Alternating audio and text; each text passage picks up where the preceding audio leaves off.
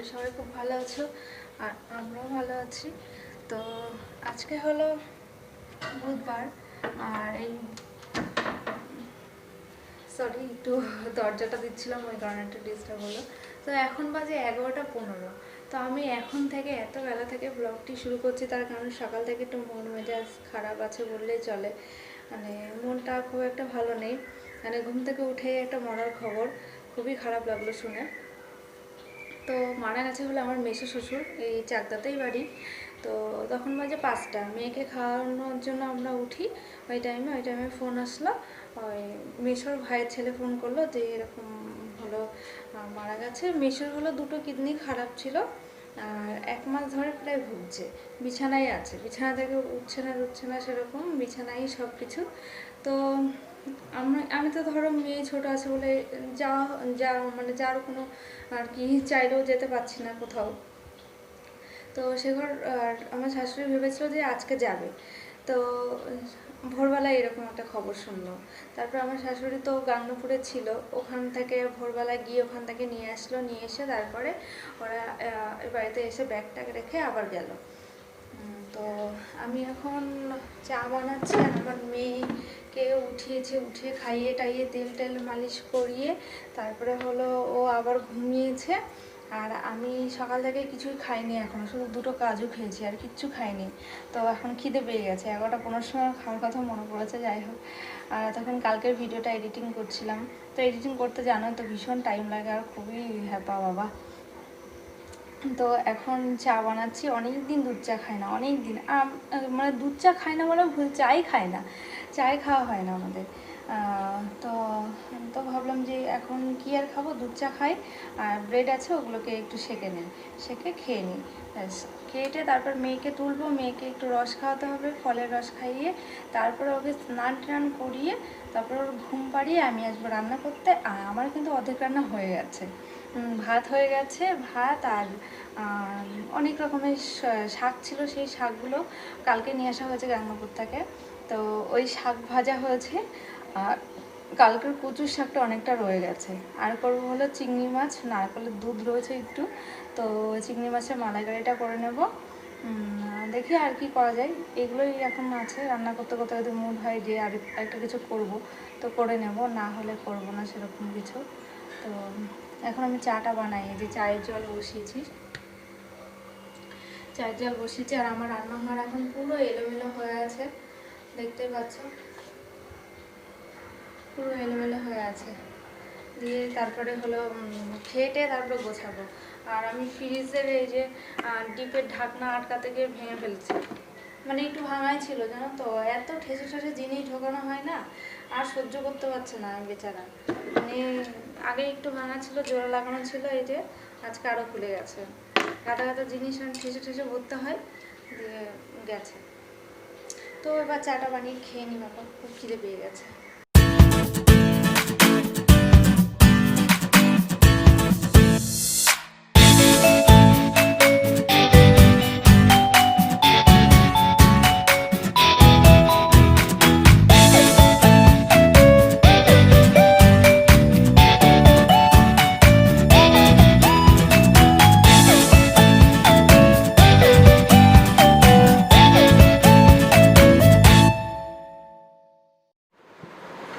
তো এখন বাজে 12:30 আর মেয়েকে স্নান টান করিয়ে খাওয়ালাম।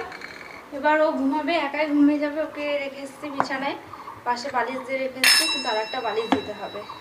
বাপরে, মানে এত লেট হয়ে যাচ্ছে না আজকাল, কি বলবো, প্রচুর লেট হয়ে যাচ্ছে। এই যে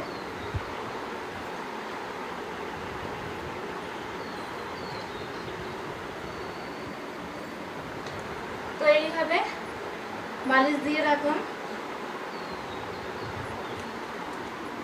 এবার আমি রান্নাটা ফটাফট করে নেব। চিংড়ি মাছটা দেখি একটু ডাল করব, বুঝতে পারছি না, কারণ হাঁপিয়ে গেছি জানো। মেয়ে এত দুষ্টু হয়ে যাচ্ছে না আজকাল, খুবই দুষ্টু হয়ে যাচ্ছে। এইসব গোছাবো না গোছানো বলতে আমার শান্তি হচ্ছে না, মানে কোন দিকে যাবো বুঝতেই পারছি না। এখন ওই স্নান টান করি, যে গামলাটা আর কি, এই গামলাটায় আমি স্নান করাচ্ছি, তার কারণ হলো এই গামলাটা অনেকটা মানে উঁচু টাইপের, তো তোর বসে ধরতে সুবিধা হচ্ছে, স্নান করতে বেশ ভালো হচ্ছে। আর এমনি ওর যে গামলা আছে স্নান করা লাল কালারের, আগে যেটা করাচ্ছিলাম, তো ওটা করাচ্ছে না এখন, যেহেতু বড় হয়ে যাচ্ছে। তো ওটাই মানে ওর মানে থেকে অনেকটাই ছোট আসছে হাইটে। তো এই গামলাটা বেশ ভালো মজা করে স্নান করে। আর বাথটাব একটা অর্ডার করবো, এই ফ্লিপকার্টে যে ইয়েগুলো আর কি, ওইগুলো কিসের জানি না, ওই হাওয়া ভরা যেগুলো, তো ওইটা করবো ভাবছি। কিন্তু শেখরবার বলছে না, ওই প্লাস্টিকের যেগুলো বড় ওগুলো কিনে আনবো। তো ওগুলো থেকে না এইগুলো দেখতে খুব সুন্দর লাগে। তা আমি ওই কারণে বললাম থাক, কত বড় হলে কত করবে, ওইটা আর কিনতে হবে না, প্লাস্টিকের এটাই কিনবো।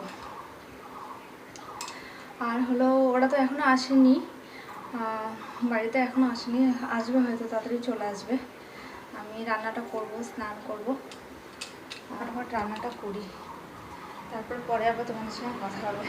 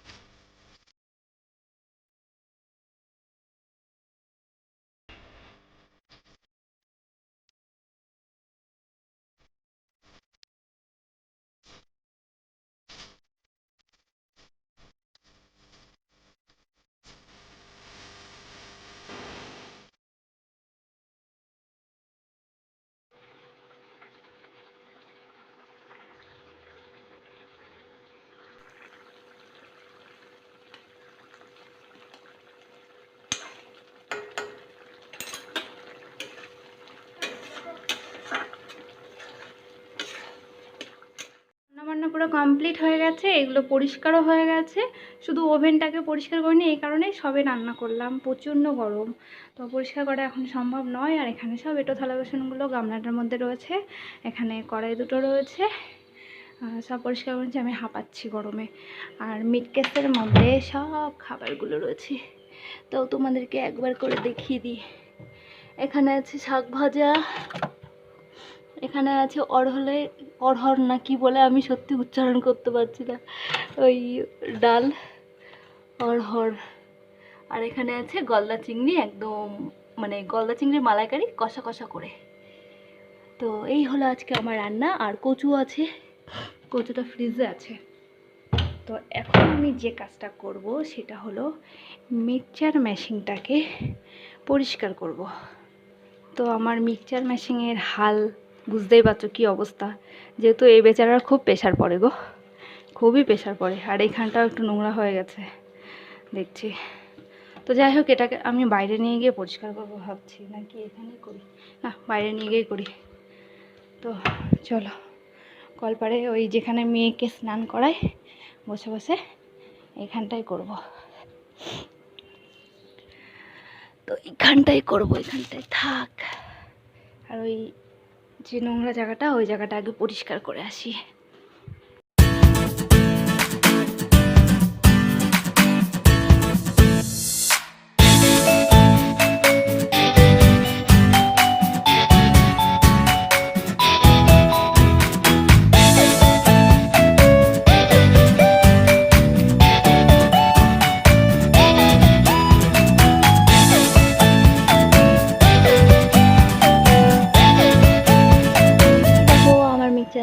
পরিষ্কার হয়ে গেছে, একদম নতুন, ঝকঝক ঝকঝক করছে, বুঝেছো, একদম নতুন, চকচক চকচক করছে, ঝকঝক করছে। যাই হোক, এখানে থাক, এখন এখন যাবো উপরে জামা কাপড় তুলতে। আর আমার মেয়ে মনে হচ্ছে উঠে গেছে, একবার উঠলো। তো এখানেও সব পরিষ্কার করা আছে, ফুল তোলা, থালা বাসন ধোয়া সব কিছু করে রেখেছি সকালে। এবার যাবো জামা কাপড়গুলো তুলতে। জামা কাপড় তোলা হয়ে গেলে আমার মেয়েকে খাওয়াবো, খাইয়ে স্নান করব। তো এই যে সব জামা কাপড় মেলা।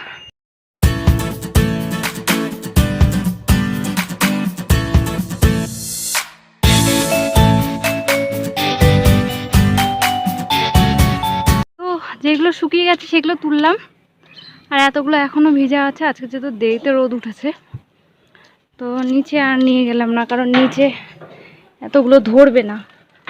আবার আমি বাইরে স্নান করব, এই নাইটিটা একটা গামছা নিচে এত ধরবে না, যে কারণে যেগুলো শুকিয়েছে সেগুলো নিয়ে আসলাম, আবার পরে তুলব। স্নান করব কটা বাজে এখন বলো তো? 2টো।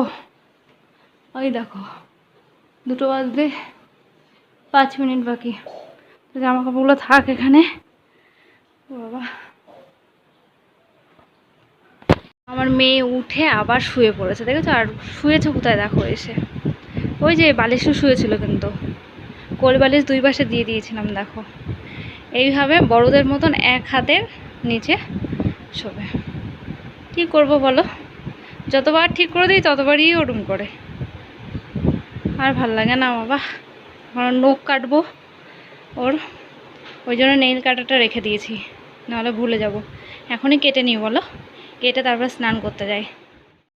তো এখন বাজে 3টে, আর আমার স্নান টান হয়ে গেছে অনেকক্ষণ আগেই। তো আমি চুলটা শোকাচ্ছিলাম, কারণ শ্যাম্পু করেছি। আর শ্যাম্পু করার কারণ হলো টয়লেট বাথরুমটা একটু পরিষ্কার করলাম, ওটা একটু নোংরা নোংরা হয়েছিল। নোংরা মানে একটু থেকে একটু নোংরা হলে আমি পরিষ্কার করে নিই, কারণ যখন ডিপ নোংরা হয়ে যায় তখন পরিষ্কার করতে খুব ঘেন্না লাগে। তো এই কারণে পরিষ্কার করে নিয়েছি। আর টয়লেট বাথরুম পরিষ্কার করে শ্যাম্পু না করলে গার মধ্যে নিজেরই কেমন একটা ঘিনঘিন করে, এটা সবারই হয় জানি। তো যাই হোক, শেখরকে ফোন করলাম, তো বললো আমার ও এখনও শ্মশানে আছে, বললো এখনও এখান থেকে বেরোতে আধ ঘন্টা, তারপর গঙ্গায় যাব। গঙ্গা থেকে আসতে মাসির বাড়ি আর একটু মানে দাঁড়াবে, দাঁড়িয়ে হয়তো আসবে। তো আমার শাশুড়ি তো আছে ওখানে। এবার এখন 3টে বেজে গেছে, তো আমি খেয়ে নিই।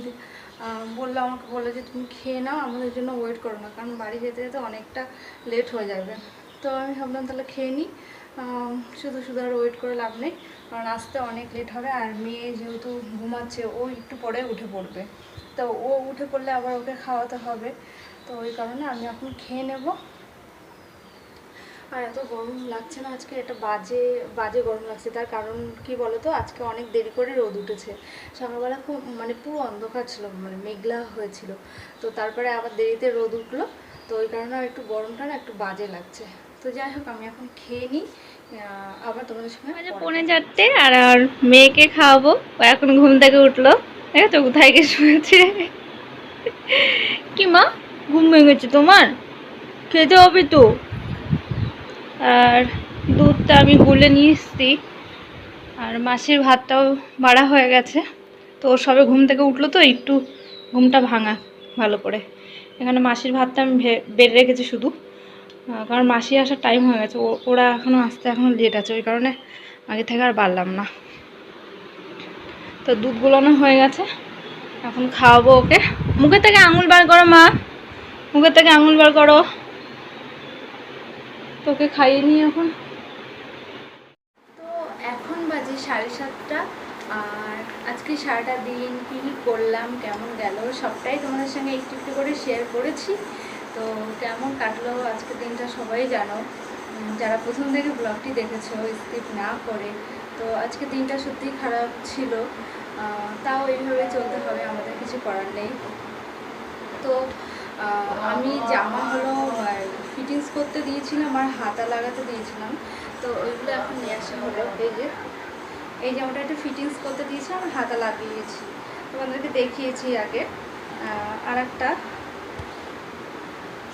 একটা হলো এই যে, এটারও হাতা একটু লাগিয়েছি, আর একটা ফিটিংস ছিলই। তো আমি ব্লগটি এখানে শেষ করছি, তোমার সঙ্গে আবার দেখা হবে নতুন একটি ভিডিওতে। ততক্ষণ পর্যন্ত তোমরা সবাই সুস্থ থেকো, ভালো থেকো, সাবধানে থেকো। তো এখন যাবো আমি রান্না করতে, রাতে রান্না সারাটা দিন তো তোমাদের সঙ্গে শেয়ার করলাম। তো এখন আমি এই পর্যন্তই রাখছি। আবার তোমাদের সঙ্গে পরে দেখা হবে। Good night and sweet dream. আর কেমন লাগলো ভিডিওটি প্লিজ কমেন্ট বক্সে জানিও। আর যারা চ্যানেলটিকে সাবস্ক্রাইব করোনি তারা প্লিজ চ্যানেলটিকে সাবস্ক্রাইব করে আমার পাশে থেকো, যাতে আমি আরও নতুন নতুন ভিডিও তোমাদের সামনে আনতে পারি।